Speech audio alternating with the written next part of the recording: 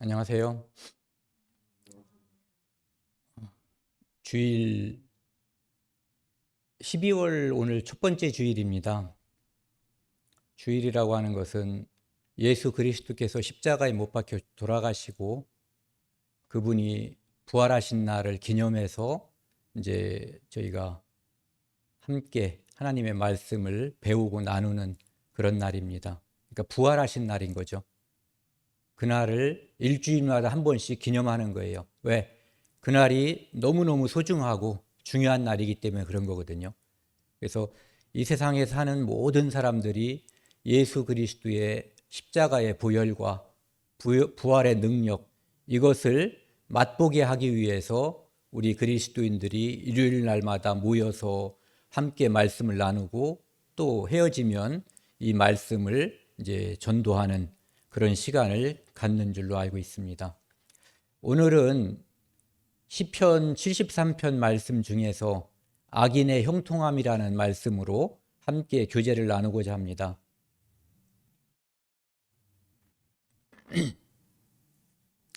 시편 73편 2절 3절 말씀입니다. 성경을 찾아서 한번 같이 읽겠습니다.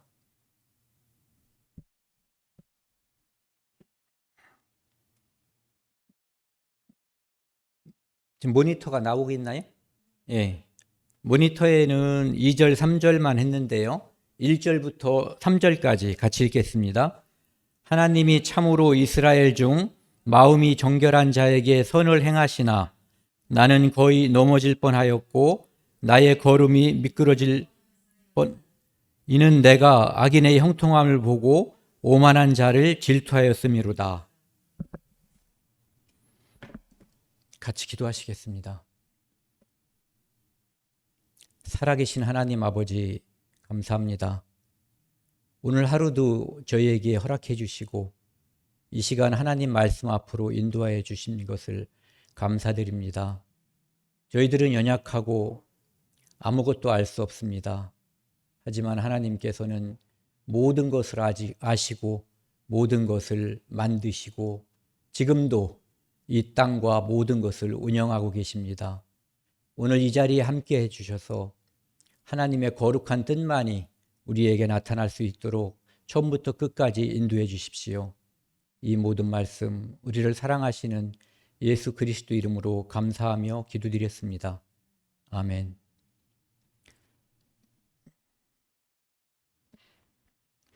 오늘은 시편 말씀을 함께 나눌 건데요. 이 시편 말씀은 이 성경 전체에서 가장 긴 말씀이에요. 그래서 이것이 1절부터 150절까지 있거든요. 아니 1장부터 150장까지요. 그리고 이 시편에는 이 성경 전체에서 가장 짧은 장도 있고 가장 긴 장도 이 시편에 나와 있어요. 그래서 이 시편의 내용은 이제 전반적으로 보면은 여기 제가 이제 표를 만들었는데요. 여기 보시면은 맨 위에 줄에 표에서 맨 위에 줄에 보면은 1권, 2권, 3권, 4권, 5권 이렇게 되어 있거든요. 이런 성경 말씀 시편은 특별히 이렇게 5권으로 나눠 놨어요.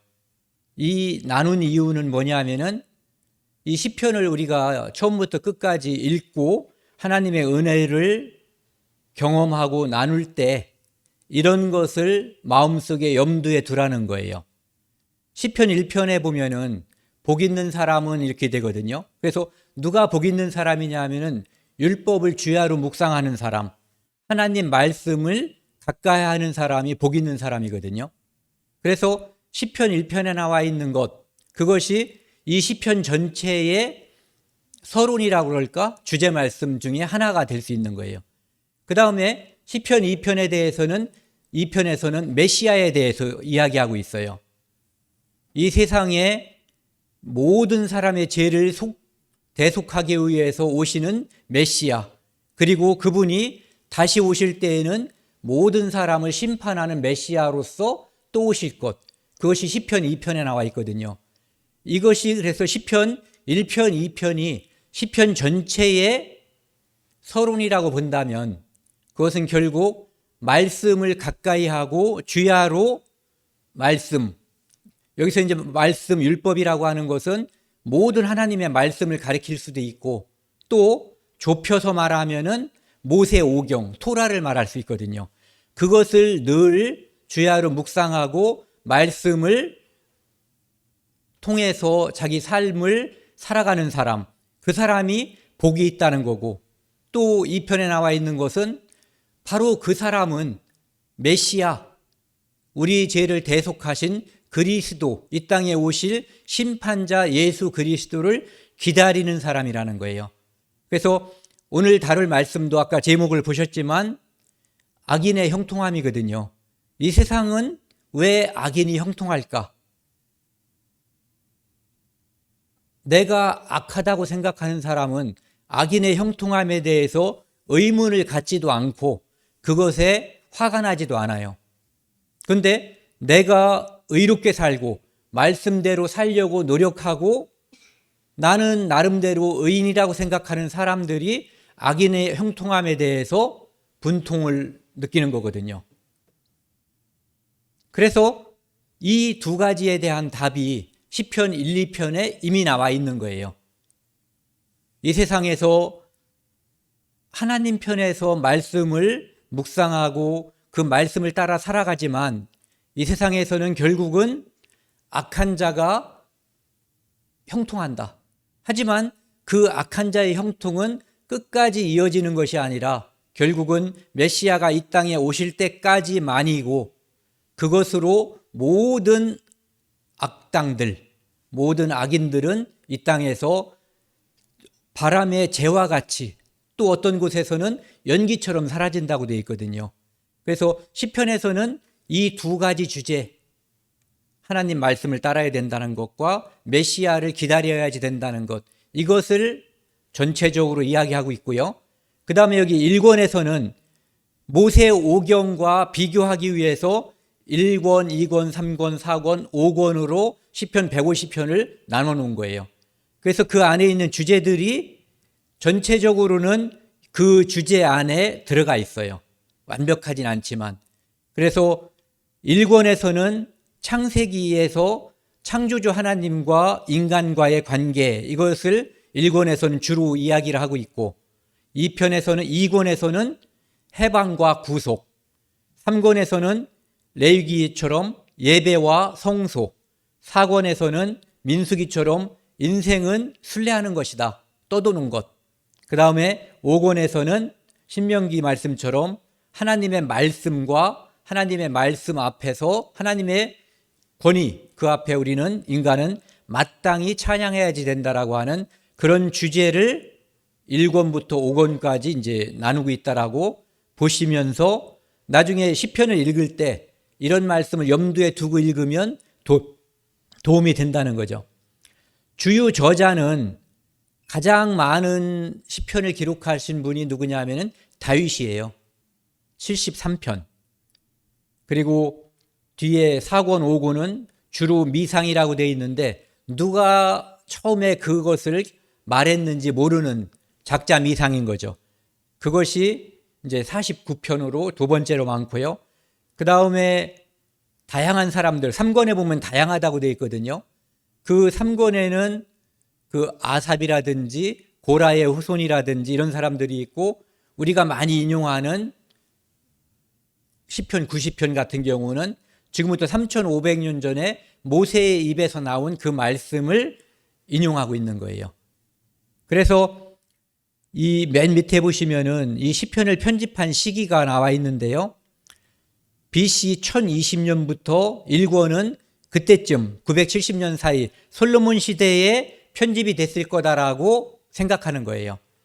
그 다음에 맨 나중에 나와 있는 4권과 5권은 BC 450년, 그때는 언제냐면은 바벨론으로 포로로 잡혀갔다가 3차에 걸쳐서 귀환한 후에, 즉 이스라엘 민족이 성전을 짓고 예루살렘에 돌아와서요, 포로에서 귀환한 다음에 성전을 짓고 성막이 아니라 성벽을 지은 다음에 이스라엘 민족적으로 그들의 여호와 신앙을 이제 부흥시키려고 하는 그 시대에 바로 이제 이런 시편 4권과 5권도 편집됐다라고 이제 느끼고 있습니다. 이 시편 전체에서 많은 사람들이 어떤 말씀이 가장 중요할까, 핵심일까라고 하는 거에는 이견이 많아요. 근데 저는 시편 150편 6절 말씀, 시편에서 맨 마지막에 있는 말씀이거든요. 이것이 시편에서 가장 중요한 말씀이다라고 저는 생각을 하고 있어요. 이 말씀을 한번 같이 읽어보겠습니다. 맨 위에 있는 노란 글씨요. 시작. 호흡이 있는 자마다 여호와를 찬양할지어다. 할렐루야. 예. 이 땅에서 하나님을 찬양할 수 있는 사람들은 살아있는 사람이에요. 살아있는 사람들이 살아서 여호와를 찬양할 수 있거든요. 그래서 호흡이 있는 자, 이 호흡은 누가 주신 걸까요? 하나님이 주신 거거든요. 생명 호흡을 하나님이 주셨기 때문에 그것을 주신 분을 찬송하는 것이 마땅한 도리다. 이것이 시편 전체에서 하나님을 우리가 찬양해야지 되는 이유거든요. 그분은 우리를 만드신 분이고 지금도 우리가 숨쉬는 공기, 우리가 발딛고 있는 땅, 이 모든 것, 우리에게 필요한 것을 만드시고 끝난 것이 아니라 지금도 공급하시고 지금도 운영하시는 그런 분이 이제 하나님이시라고 하는 것을 우리가 믿고 있습니다. 좀 전에 읽었던 시편 말씀이요. 이 시편을 이것을 기록한 사람이 아삽이라고 하는 사람인데요. 이 아삽은 저희가 아까 읽었던 것처럼 하나님을 경외하는 사람이에요. 청결한 마음을 하나님 앞에서 유지하려고 하는 그런 사람이거든요. 그러니까 하나님을 믿는 사람인 거죠. 그런데 이 사람이 나는 거의 넘어질 뻔하였고 안 보신 분은 없을 거예요. 기억이 안 나도 걸음마 배울 때라도 아마 많이 넘어졌을 거예요. 그런데 여기서 넘어졌다는 것은 실족했다라고 하는 의미가 진짜 넘어지는 것도 있지만 마음에 문제가 생겼다 이런 뜻이거든요. 내가 마음에 크게 문제가 생겼다는 거예요. 나의 걸음이 미끄러질 뻔했다. 이것도 역시 마찬가지죠. 내가 생각하고 있는 내가 생각하고 있는 악이라는 게 존재하거든요. 여러분들도 다 있을 거예요.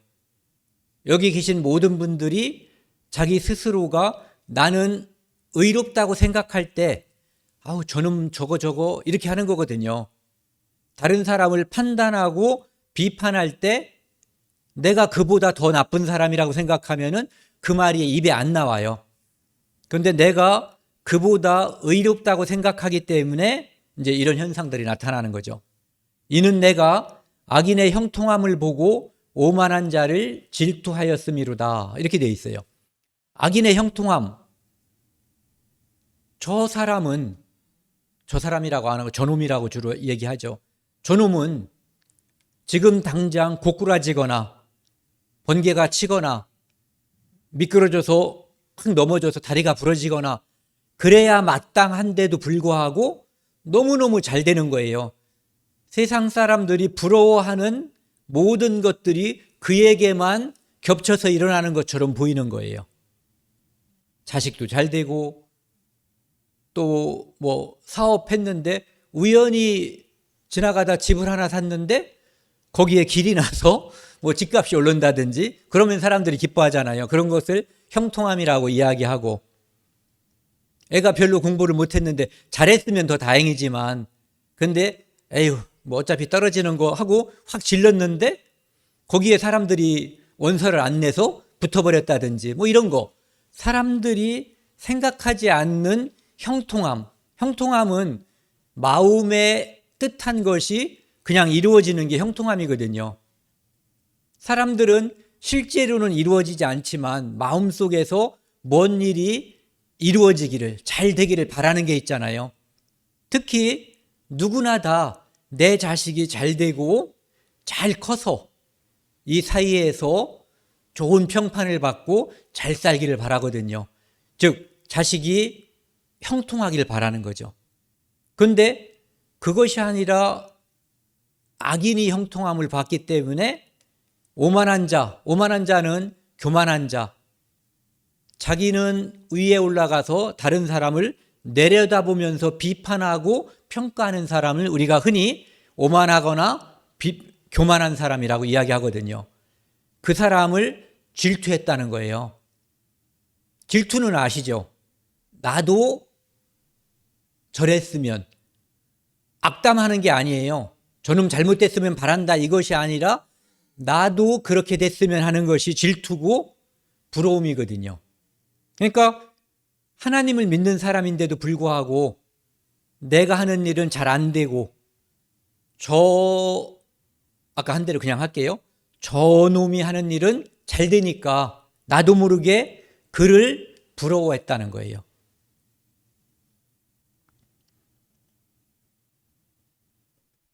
뿐만 아니라 그 사람이 그 좀 전에 악인이라고 한 사람의 그 모습을 쭉 이제 지금 이 시인이 아삽이라고 한 사람이 관찰을 한 거예요.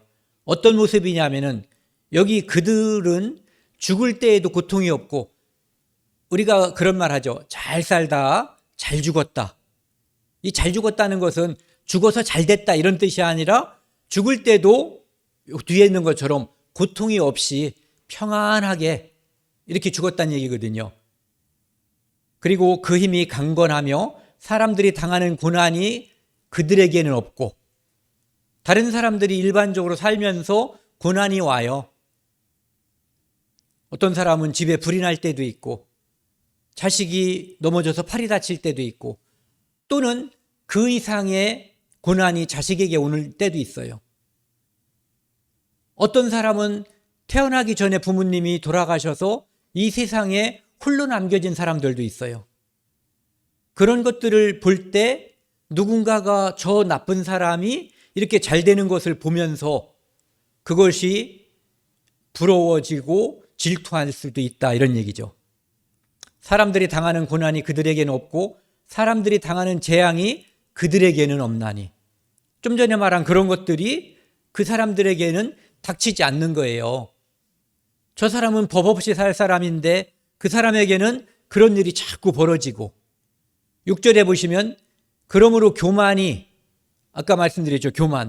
교만은 매우 그 사람이 높아지는 거예요. 너희 같은 것들 이렇게 생각하는 위치와 입장에 그 사람이 처할 때 그 사람을 이제 교만하다고 하는 거죠. 다른 사람을 밑으로 깔아보는 태도예요. 그러니까 교만이 그들의 목걸이요. 그러니까 교만을 늘 여기 차고 다닌다는 얘기예요. 강포, 다른 사람을 억압하고 마음대로 막 하는 거, 그것이 그들의 옷이며, 그러니까 강포를 입고 다닌다는 거죠. 그러니까 늘 교만하고 늘 다른 사람을 억압한다는 얘기예요. 살찜으로 그들의 눈이 솟아나며, 살찌면 원래는 눈이 같이 살찌진 않잖아요. 그런데 살찌면 원래는 눈이 쑥 들어가 보이는데, 여기 솟아난다고 한 것은 어디 자기들이 비판할 게 없나 해서 눈을 크게 뜨고 이제 교만한 눈으로 바라보는 모습을 이제 가리키는 거죠. 그들의 소득은 마음의 소원보다 많으며, 아까 말씀드렸죠. 이것은 그냥 사놓은 건데 갑자기 뭐가 잘 돼서 또 부가 이렇게 쌓이는 거예요. 그러니까 원래 그 사람이 마음 먹었던 것, 뜻했던 것보다도 더 부가 쌓일 때 다른 사람들이 그를 부러워하게 됐다. 이 사람 시인조차도, 하나님을 믿고 의지하는 아삽조차도 그를 질투했다는 거예요. 그들은 능욕하며 다른 사람을 업신여기죠. 조롱하고 악하게 말하며 높은 데서 거만하게 말하며, 이게 위에서 바라본 교만이고 오만한 태도인 거죠.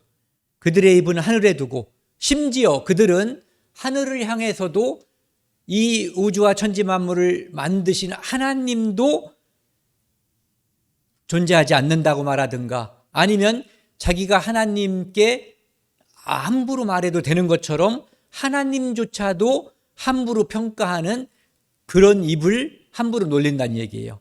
그 혀는 땅에 두루 다니는도다. 그리고 이 땅에 있는 사람들을 다 평가하고 다니면서 야, 너 그렇게 교회 다닌다더니 아직도 그렇게 살고 있냐?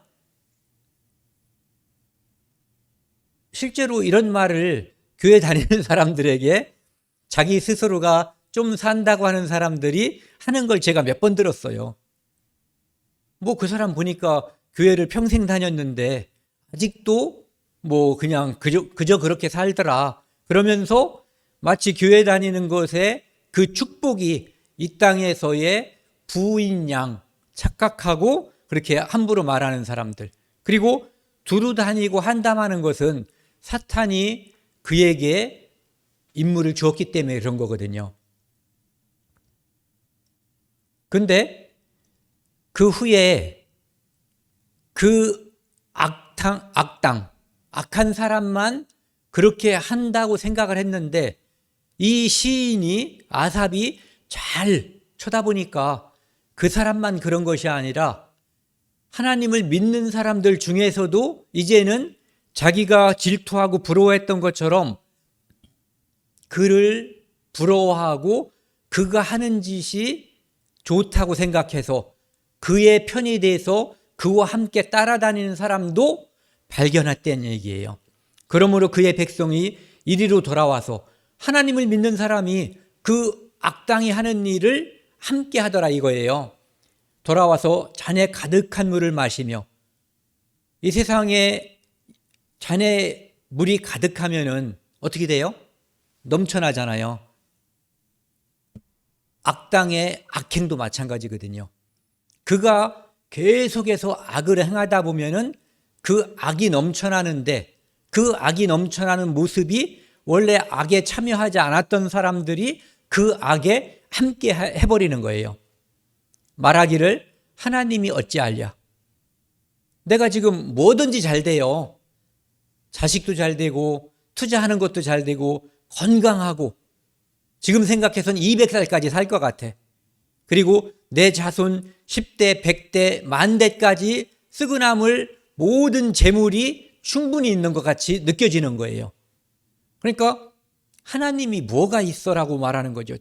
하나님이 어찌하랴. 지존자에게 지식이 있으랴. 하나님이 있다면 나같이 나쁜 놈을 그냥 둘 리가 없지라고 스스로 교만한 생각을 하는 거예요. 하나님조차도 판단하는 거죠. 인간이 할 수 있는 가장 악행 중에 하나가 하나님을 판단하는 거예요. 인간끼리의 죄뿐만 아니라. 그래서 이들은 악인들이라도 항상 평안하고, 이제 하나님 편에 있던 사람들 중에서 믿음이 약한 사람들도 그들과 한편이 돼버린 거예요. 그들에게 포섭이 됐다고 그럴까요? 아니면 그들을 따라갔다고 해야 될까요? 두 가지가 다 될 수 있죠.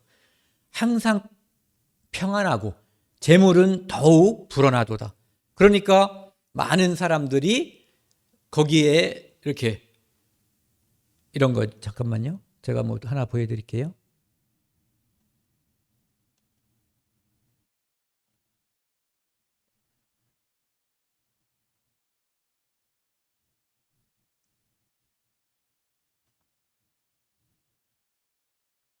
요거요.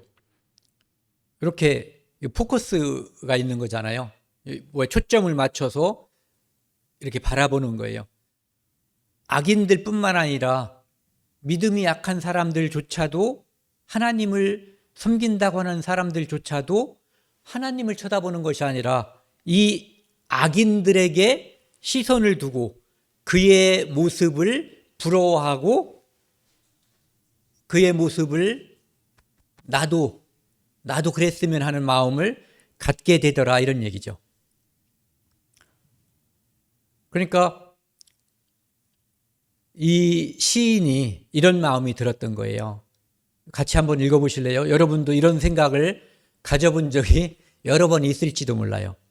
시작. 내가 내 마음을 깨끗하게 하며 내 손을 씻어 무죄하다 한 것이 실로 헛되도다. 내가 예전에 하나님을 섬기는 제사장들이 하나님께 성소에 들어갈 때마다 씻고 정결하게 했던 것처럼 내 마음을 깨끗하게 하나님의 말씀으로 늘 정결하게 했다는 거예요. 그리고 손도, 마음뿐만 아니라 이 손도 깨끗이 했어요. 누구를 패주거나 누구를 압제하거나 다른 사람의 돈을 떼먹거나 그러지 않고 다른 사람을 도와주고 과부와 고아를 이렇게 도와주는 그런 일을 했는데 그것이 실로 헛되도다. 도대체 이게 뭐야?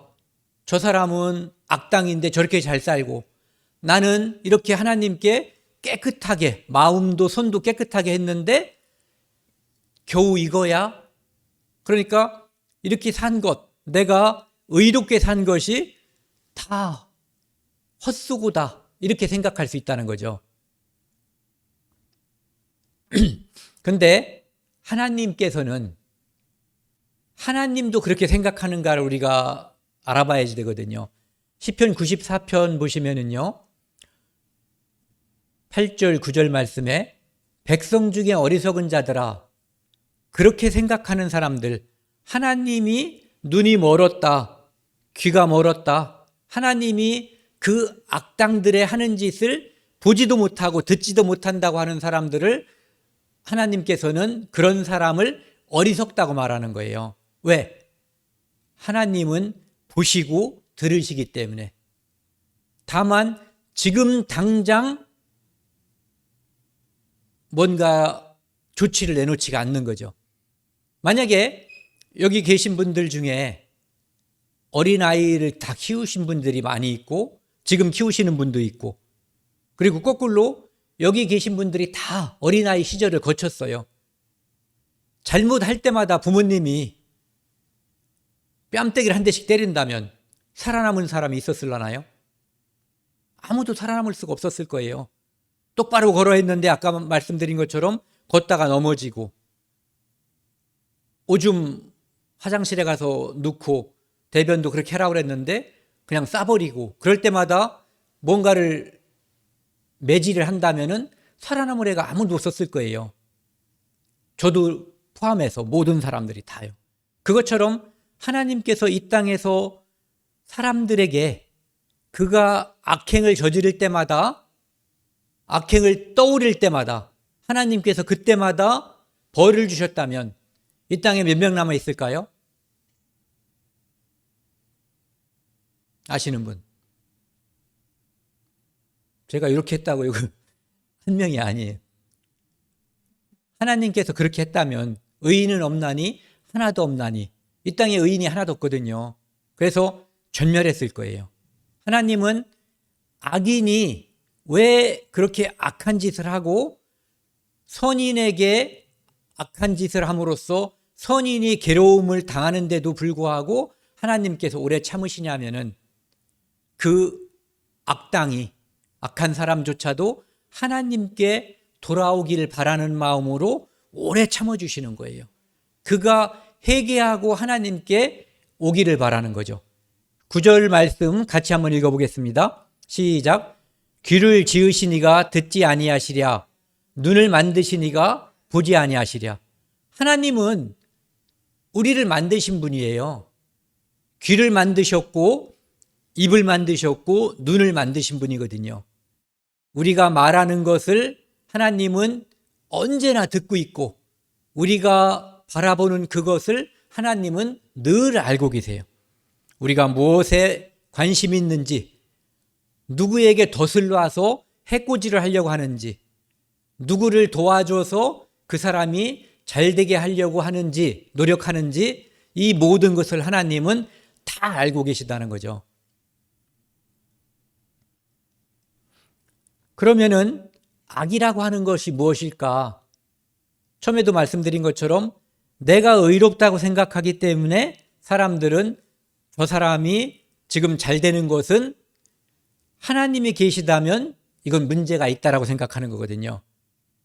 하나님이 있다면 내가 잘 되고 쟤는 잘못돼야지 되는 거예요. 그런데 여기 한번 보시면은요. 한번 같이 읽어보겠습니다. 예레미야 2장 19절 말씀. 시작. 네 악이 너를 징계하겠고 네 반역이 너를 책망할 것이라. 그런즉 네 하나님 여호와를 버림과 내 속에 나를 경외함이 없는 것이 악이요 고통인 줄 알라. 주 만군의 여호와의 말씀이니라. 악이란 무엇일까? 하나님을 버린 것, 하나님과 같이 하지 않는 것, 하나님으로부터 스스로 떠난 것이 죄와 악이 되는 거예요. 그러니까 내가 지금 착하다, 착하지 않다라고 하는 것은 내 주관적인 생각이고, 내가 하나님과 함께 하느냐 아니냐가 하나님께서 판단하는 악의 판단 요소라고 하는 거죠. 그래서 여호와를 버림과 내 속에 나를 경외함이 없는 것, 그것이 악이요 고통. 그때 사람들에게는 고통이 따라온다는 거죠. 그래서 지금 잘 되고 안 되고, 그러니까 사람들 부귀만을 형통의 근거로, 하나님의 축복의 근거로 바라보는 사람들의 시선으로 보면은 누가 악당인지 누가 의인인지 알아보기 힘들다는 거예요. 그럼 누가 판단하셔요? 오직 하나님만이 그것을 판단하고 그 판단에 따른 심판이 주어진다는 거죠.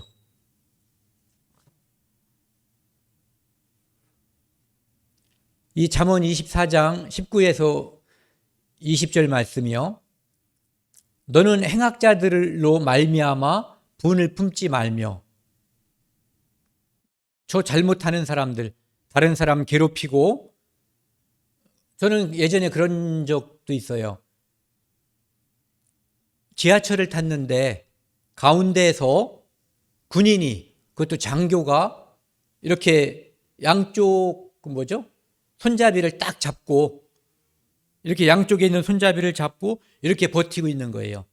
그러니까 여기를 지나가려면은 이 사람 옆으로 이쪽으로 지나가든지, 어쨌든 이 사람 이 겨드랑이 밑으로 지나가야지 되는 거예요.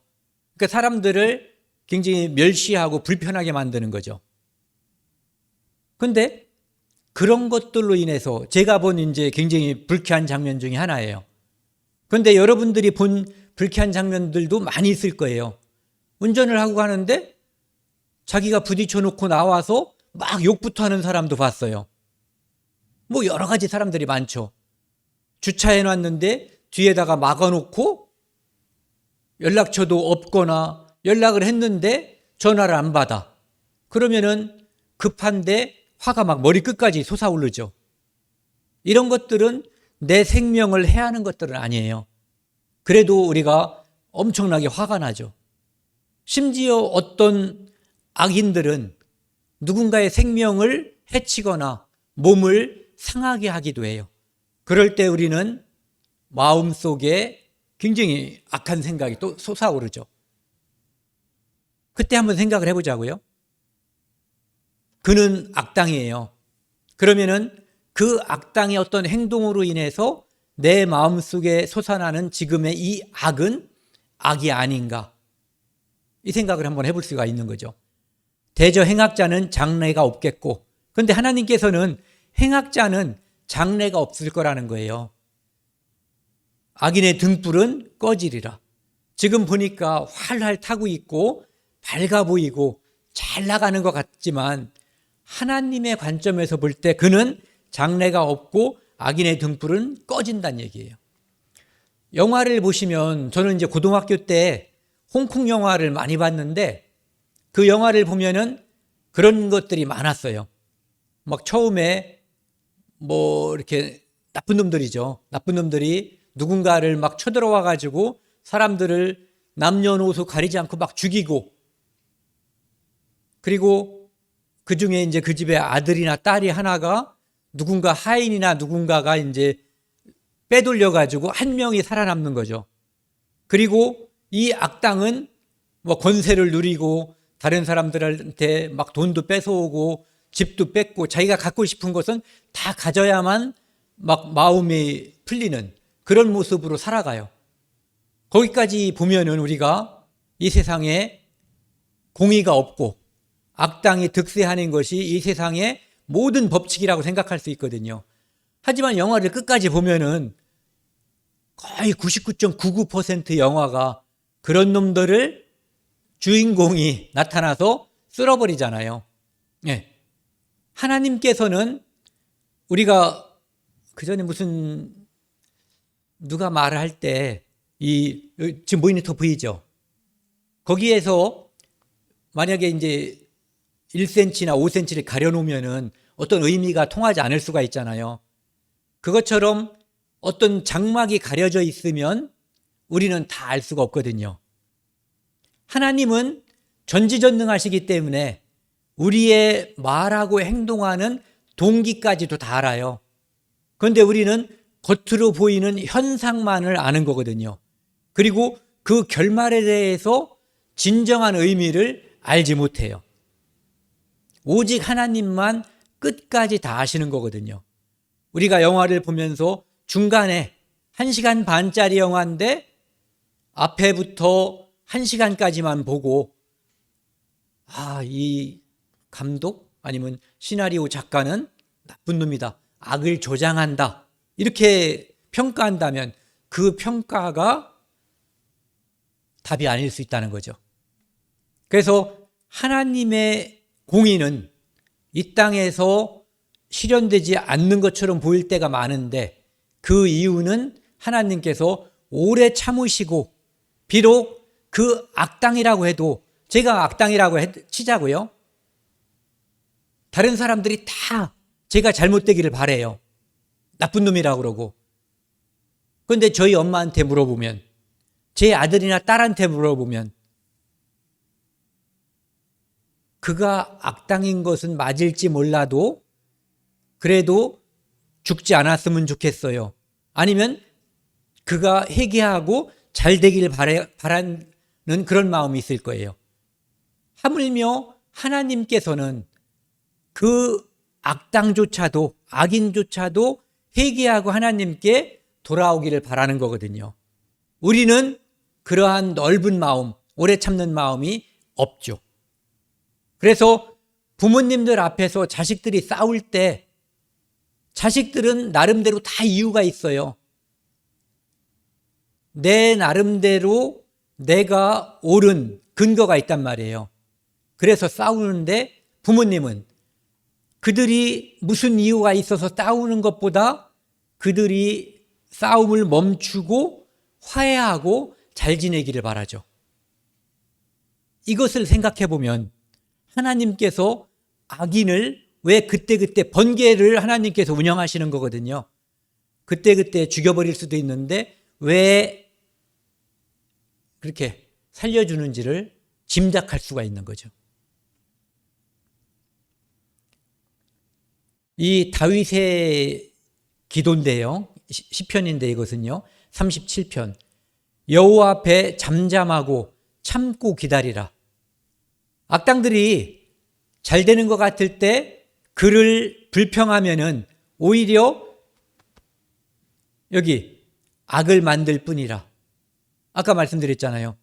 그가 잘못되기 때문에 내가 화를 확 위로 치솟게 한다면 그 순간은 내가 악당이 되는 거거든요. 내가 악을 품는 거가 되는 거예요.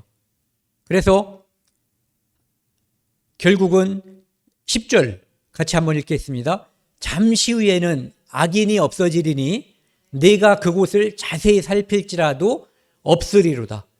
하나님께서 우리에게 약속해 주시는 거예요.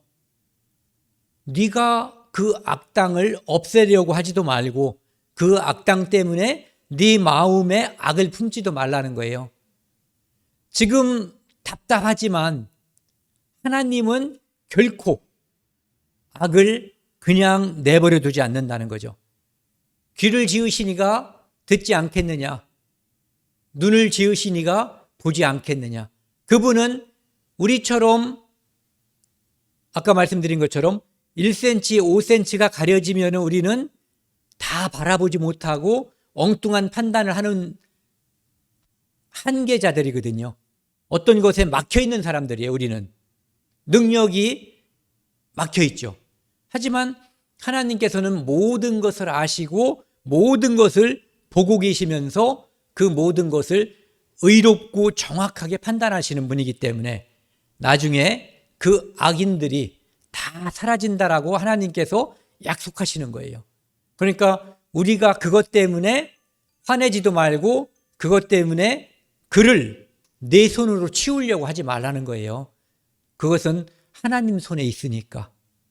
그가 오래 살면서 뉘우치지 않고 수명이 길면 그가 받을 벌이 많아질 뿐이라는 거죠.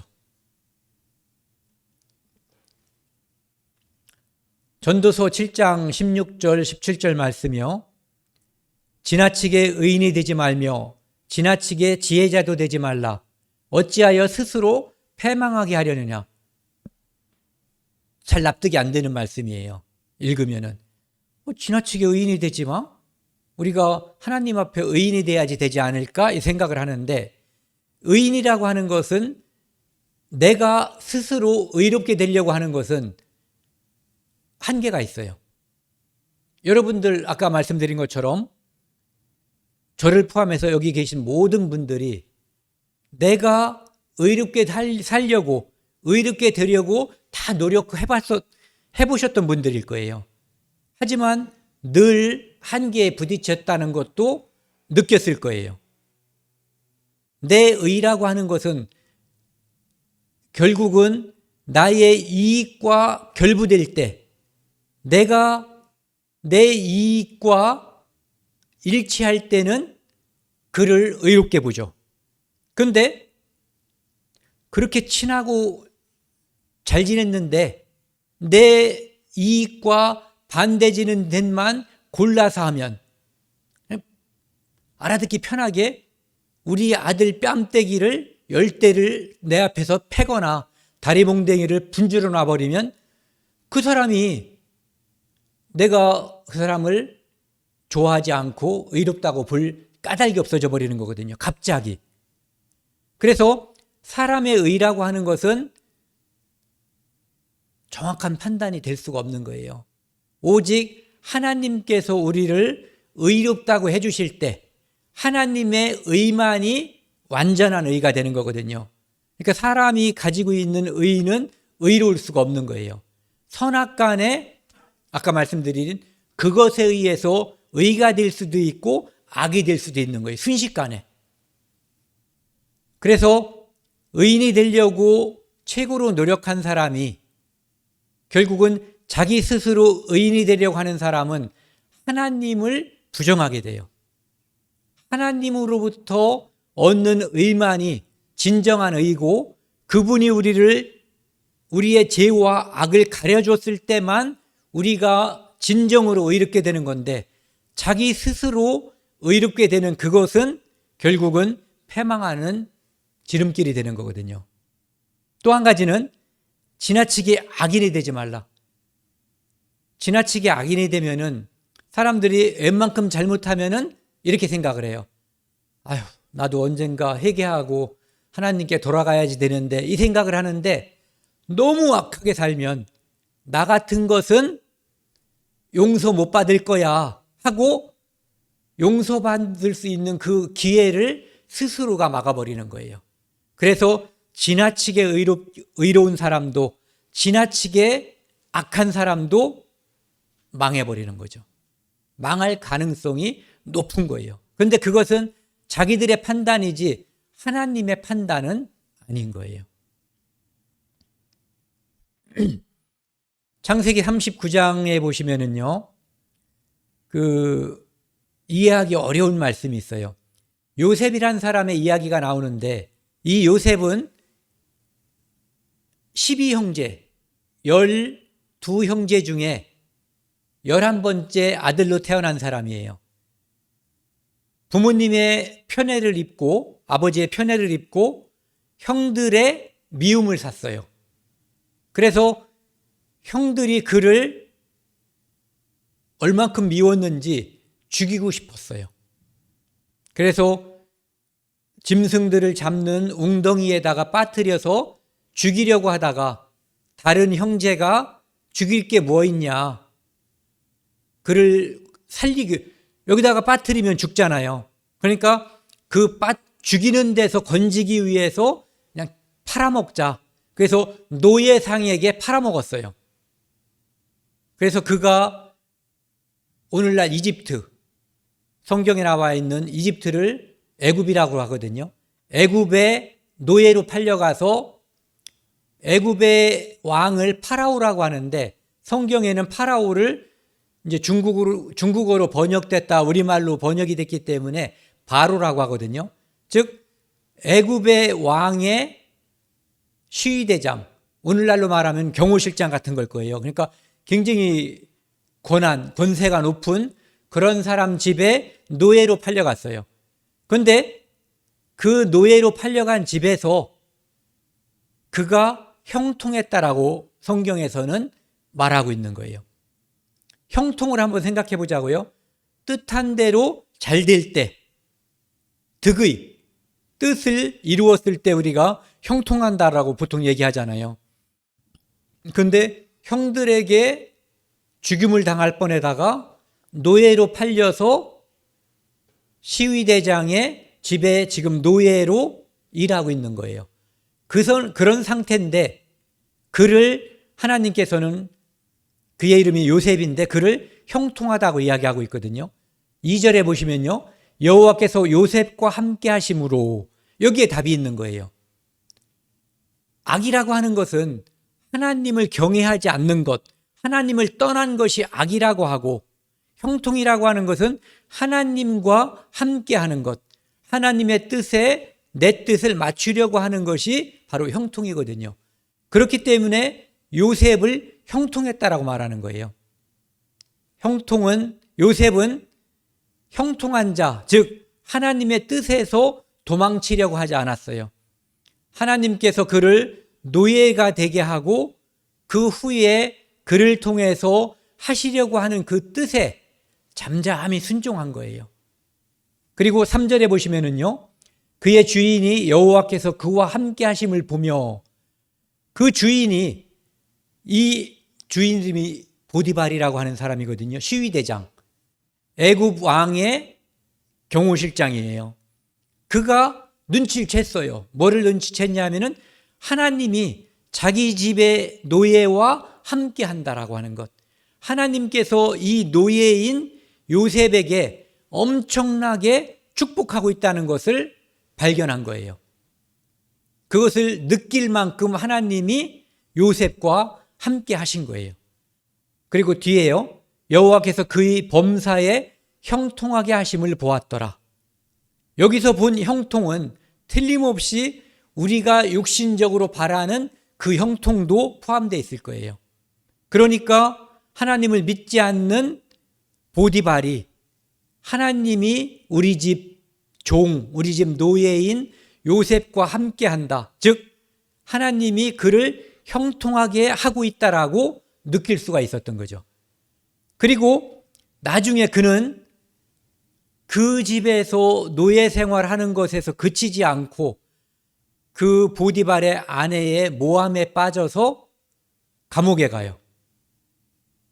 감옥에서 생활하는데 그때도 역시 하나님께서 그 요셉에게 어떤 평가를 내리냐면은 형통했다라고 하고 있어요.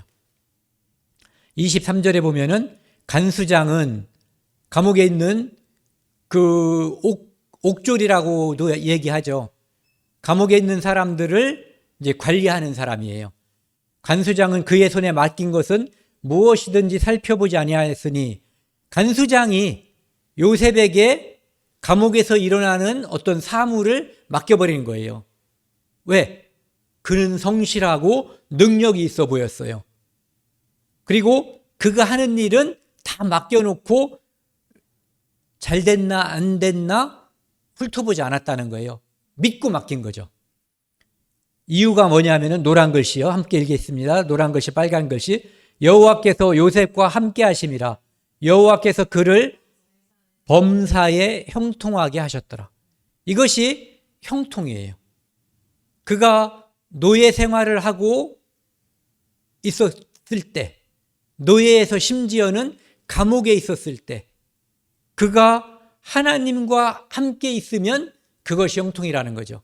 그런데 거꾸로 이 세상에서 하는 일들이 잘 돼서 사람들의 부러움을 사고 있지만 그가 하나님을 경외하지 않고 하나님으로부터 떠나 있다면 그는 악인이란 뜻이에요.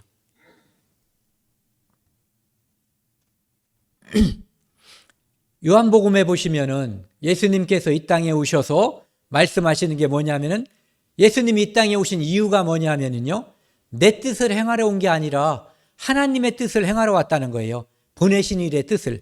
그러면서 내 아버지의 보내신 그 뜻은 여기 나와 있는 것처럼 내게 주신 자 중에 하나도 잃어버리지 아니하고 마지막 날에 다시 살리는 것.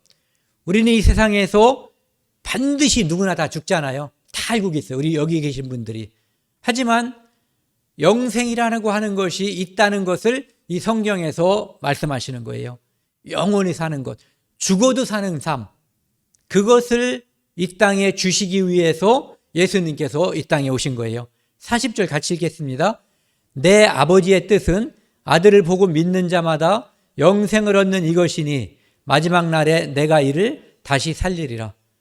예수님께서 이 땅에 오신 이유가 하나님의 뜻을 행하러 왔는데 하나님의 뜻은 자기 자신, 즉 예수님을 믿는 자들이 영생을 얻는 거라는 거예요. 그리고 마지막 날은 이 악인들과 선인에게 하나님께서 궁극적으로 최종적으로 심판한 날이에요. 이 땅에서 지금 우리가 눈으로 보는 것은 그 심판이 없거든요. 그런데 그 마지막 날에 의인과 악인을 구분해서 악인은 영원한 형벌, 지옥에 멸하시고 의인은 하나님께서 우리를 위해서 예비하신 천국에 눈물도 죽음도 슬픔도 없는 그곳에서 영원히 사는 거예요.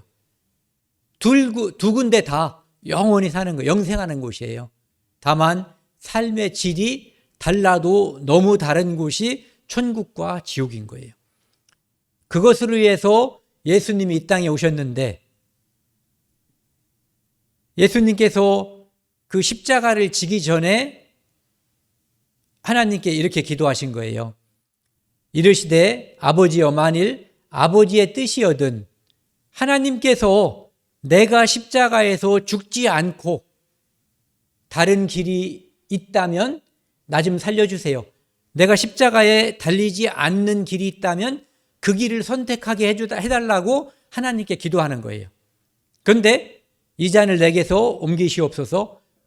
여기 노란 글씨 한번 같이 읽겠습니다. 시작. 그러나 내 원대로 마옵시고 아버지의 뜻대로 되기를 원하나이다. 이게 바로 형통이라는 거예요. 예수님께서 이 땅에 오셔서 형통했는데 사람들이 내 눈으로 보고 내 귀로 들은 것만 생각하면 그분은 십자가에서 저주받아서 죽어버린 것처럼 느낄 수가 있다는 거예요. 하지만 그분이 이 땅에 오신 목적이 인류를 구원하기 위해서 하나님의 보내심을 받았고 그는 그 하나님의 뜻대로 자기 뜻대로 안 하고 아버지의 원대로 십자가에 못 박힘으로써 모든 사람의 죄를 대속하신 거예요. 그는 형통하신 분이죠. 요셉이 형통했다고 하는 그 의미와 예수 그리스도가 이 땅에서 형통했다고 하는 의미는 같은 의미로 볼 수가 있어요.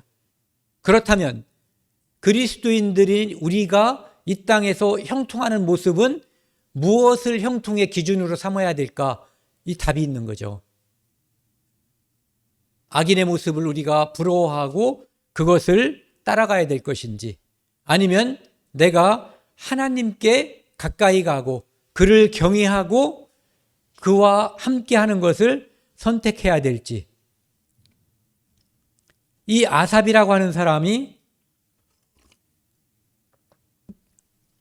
악인의 잘됨을 보고 그를 부러워했는데 답을 얻었다는 거예요. 어떤 답을? 내가 성수에 들어갈 때 하나님께 받은 말씀, 하나님께 드리는 기도를 통해서 이 아삽은 그들의 종말, 악인들의 종말을 깨달아 버린 거예요. 아, 내가 그들을 부러워한 것은 내 실수구나. 내가 하나님의 공의, 하나님의 영원한 사랑과 영원한 심판을 잠시 잊었구나. 그래서 그들을 부러워했구나. 이걸 알게 된 거죠. 18절에 보시면요. 주께서 참으로 그들을 미끄러운 곳에 두시며, 그들은 지금 잘 되는 것 같은데 여기에 서 있는 거예요. 여기서 살짝만 떨어지면 이렇게 떨어지는 거죠. 거기에 있는 건데 그가 거기에 서 있다는 것을, 이 경사면 여기에 서 있다는 것을 모르고 하늘의 밑에서 그의 지금 잘 되는 모습만 바라보고 잘못 생각했다는 거죠. 파멸에 던지시니 19절, 그들이 어찌하여 그리 갑자기 황폐되었는가, 놀랄 정도로 그들은 전멸하였나이다. 하나님의 성소에 들어가서 하나님의 말씀과 기도를 통해서 하나님이 답을 주신 거예요. 그 악인들은 전멸했다는 거예요. 흔적도 아까 말씀드렸죠. 바람에 날려가는 겨와 같고 바람에 날려가는 연기와 같이 순식간에 흔적도 없이 사라져버리는 것이 악인들의 운명임을 이 아삽, 이 시의 저작자가 깨달은 거예요. 그래서 이 시인은 거기 찾아보겠습니다. 시편 73편 28절, 이게 이제 마지막 절이거든요. 하나님께서 이 시인에게 깨닫게 해주고 이 시인이 결론을 얻는 부분이에요. 28절 같이 읽겠습니다. 시작. 하나님께 가까이함이 내게 복이라. 주 여호와를 나의 피난처로 삼아 주의 모든 행적을 전파하리이다. 이 사람이 이제는 알았어요. 무엇이 복인지, 무엇이 악인지를, 무엇이 의이고 무엇이 악인지를 알게 됐거든요. 하나님께 함께하는 것, 그것이 복인 것. 그리고 그것이 시편 1편의 주제예요. 하나님께 말씀에 가까이 가는 것. 그러면서 내가 주 여호와를 나의 피난처로 삼아, 궁극적으로 메시아가 이 땅에 오실 때 진정한 심판과 진정한 구원이 있다는 것을 이 시인이 깨달은 거거든요. 그것이 바로 시편 2편의 주제며 시편 전체가 바로 이 말씀에서 결론을 얻는 거거든요. 이 땅에서 부러워할 것도 없고 분노할 필요도 없다는 거예요. 왜? 그 모든 것은 순식간에 지나갈 뿐만 아니라 하나님께서 완전한 공의와 완전한 지식으로 온전한 심판을 내리신다는 거죠. 그리고 하나님을 믿고 의지한 자들에게는 완전한 복, 영생이라고 하는 복을 내리신다는 거죠. 제가 지난번에도 한번 보여드렸던 그림인데요. 저는 이 그림이 너무 인상에 깊어요. 제가 나중에 죽기 전에 이런 것들을 저도 묘비를 제가 원래 묘를 남기지 않으려고 그러는데 만약에 남긴다면 이런 글을 남기고 싶어요. 제가 경주에 가서 뒷동산에 올라갔는데 여기 보시는 것처럼 잘 보이시죠? 가운데 무덤이 하나 있는데 아무도 가꾸지 않은 무덤이에요. 이 무덤 가운데에 아카시아 나무, 미류나무 이런 것이 마음대로 자라고 그냥 엉망인 것처럼 보여요. 그런데 제가 여기에 비석이 하나 있고 비석 상단에 십자가처럼 보이는 게 있어서 그냥 궁금해서 한번 가본 거예요. 이렇게 돼 있었어요. 성도 김윤희 잠드시다. 그랬는데 거기에 여러분들은 위에 있는 글씨를 한번 같이 읽어보세요. 저는 밑에 비문을 읽겠습니다. 나는 의로운 중에 주의 얼굴을 보리니 깰 때에 주의 형상으로 만족하리이다. 이 땅에서 모든 사람은 죽고 성도, 예수 그리스도의 피로 구원을 받은 성도들도 예외는 없어요. 다 죽어요. 하지만 우리가 깨어날 때, 예수 그리스도께서 이 땅에 다시 오실 때, 그때 우리가 깨어날 텐데, 의로운 중에 예수 그리스도의 피로 우리는 의로움을 이미 받은 자들이거든요. 그래서 의로운 중에 주의 얼굴을, 나의 구속자인 그분을 직접 대면하는 거예요. 죽지 않고. 본인이 깰 때에, 그때 이 생각이 들겠어요? 100평짜리 아파트, 뒤에 엄청난 큰 부동산, 그 아들은 하버드에 가고, 이런 거 안 부러울 거예요. 생각조차도 안 날 거라고요. 얼굴을 보리니 깰 때에 주의 형상으로 만족하리이다. 우리가 하나님께 나아갈 때, 우리가 부활할 때 이 모든 것들, 그것이 우리에게 주어질 거예요. 하나님께서 이것을 우리에게 준비하신 거예요. 그렇기 때문에 악인의 심판만 중요한 게 아니라 우리에게 영원한 천국과 영원한 세상, 눈물도 슬픔도 아프거나 병드는 것이 없이 영원한 그곳, 더 좋고 많은 것이 있겠지만 우리가 거기에 대한 정보를 많이 갖고 있지 않아요.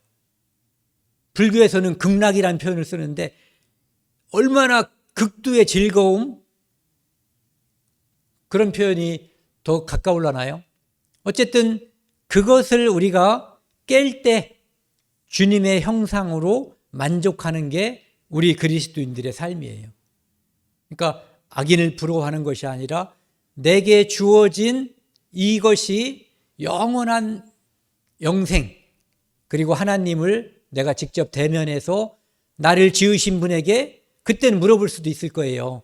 지식이 완전해진다고 하니까 묻지 않아도 될지 몰라요. 우리가 살면서 궁금한 거 많잖아요. 성경을 통해서도 답이 없는 것들도 있어요. 그 모든 것들에 대해서 하나님께 갔을 때 우리는 그 모든 답을 다 얻을 거예요. 그리고 영원하신 하나님과 함께 그곳에서 살게 될 겁니다. 그래서 그것을 우리가 기억하고 소망한다면 악인에 대한 분노, 그에 대한 처벌, 이것을 구태여 생각하지 않고 살아도 좋다는 뜻이죠. 함께 기도하시겠습니다. 하나님 아버지 감사합니다. 이 땅은 악인이 형통하는 세상입니다. 하지만 하나님께서는 그 모든 악인들을 심판하시고 예수 그리스도의 피로 의로워진 의인들에게 영원한 세상을 허락하셨습니다. 그 영원한 곳, 영생을 허락하셨기 때문에 그것에 대한 소망을 가지고 이 땅에서 우리에게 주어지는 불합리하고 어두운 면을 다 이기고 소망을 향해 우리가 나아갈 수 있습니다. 감사드립니다. 저희가 이 소망을 늘 가리지 않고 이 소망을 통해서 다른 사람들에게 전도할 수 있는 힘을 주시기 원합니다. 이 모든 말씀 우리를 사랑하시는 예수 그리스도 이름으로 감사하며 기도드렸습니다. 아멘.